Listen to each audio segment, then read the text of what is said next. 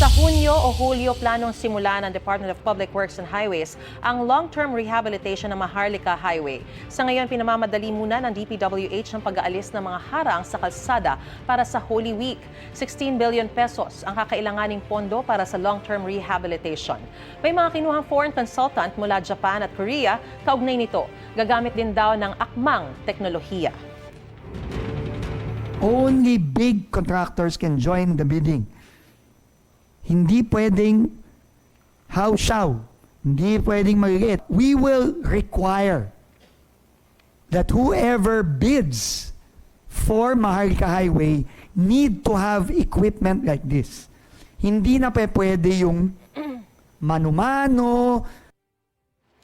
Samantala, sa Hulyo naman inaasahang matatapos ang Phase 1 ng rehabilitasyon ng EDSA mula Taft hanggang Orense. Kapag natapos ito, magkakaroon daw ng mga sidewalk para sa publiko. Pinag-aaralan din ng DPWH kung pwede ang maghapon at magdamag na rehabilitasyon sa Holy Week dahil walang masyadong tao sa Metro Manila.